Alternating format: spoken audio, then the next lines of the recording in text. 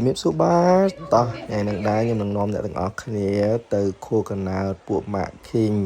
ដែលគេធ្វើនៅអាងហែលទឹកបើចង់ដឹងវីដេអូយ៉ាងម៉េចតាមដានទាំងអស់គ្នា King ឥឡូវទៅណា King I'm going to my friend's party to swimming pool.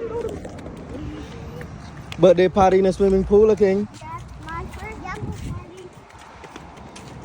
ហើយដូចខ្ញុំរៀបរាប់នៅវីដេអូខាងដើមចឹងថ្ងៃហ្នឹងពួកខ្ញុំបានមកខួរកណ្ដាលពួកម៉ាក់ King ហើយខួរកណ្ដាលគេសាមញ្ញមែនទែនគេមកធ្វើនៅអាងហែលទឹកជាមួយគ្នាគេមិត្តភក្តិគេចិត្តដិតដែលរៀនជាមួយគ្នានៅសាលាហ្នឹងណាគេអត់មានអីច្រើនទេគេមានតែនំចំណីឲ្យពួកក្មេងៗផ្លែឈើទឹកខូចហើយនឹងខេកសម្រាប់ក្មេងៗផ្លុំគឺរួចរាល់ហើយ Happy birthday to you Happy birthday dear Make a wish. It's a video game. Dance. I feel like it's exciting. Oh, great. បន្ទាប់ពីផ្លុំទៀននំខេកហើយញ៉ាំអីតិចតួចក៏ពួកក្មេងៗត្រឡប់ទៅអាងហែលទឹកវិញ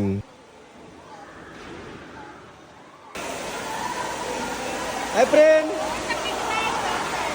ហើយនេះពួកម៉ាក់ King ចិត្តដិតហើយម្ចាស់ birthday ពាក់អាវពណ៌ទឹកខូចពាក់វ៉ែនតាហ្នឹងមិត្តភក្តិចិត្តដិត King ឲ្យរាល់ឆ្នាំឲ្យតែដល់ខែ birthday គេគឺមិនដែលខានទេឆ្នាំមុនពួកខ្ញុំដូចទៅលេងនៅកន្លែងយើងបោះ bowling ហើយឆ្នាំនេះម៉ាក់គេយកមកធ្វើនៅអាងហែលទឹកម្យ៉ាងដែរតាដូចឃើញនៅក្នុងវីដេអូអញ្ចឹងមនុស្សច្រើនមែនទែនដោយសារតែរត់ខ្ញុំគឺដល់ខែក្តៅអញ្ចឹងហើយគ្រួសារគេនាំកូនគេមកហែលទឹកអញ្ចឹងណាវីដេអូពួកយើងមានតែប៉ុណ្្នឹងទេអរគុណច្រើនដែលបានទស្សនាកុំភ្លេចចុច like ផងណា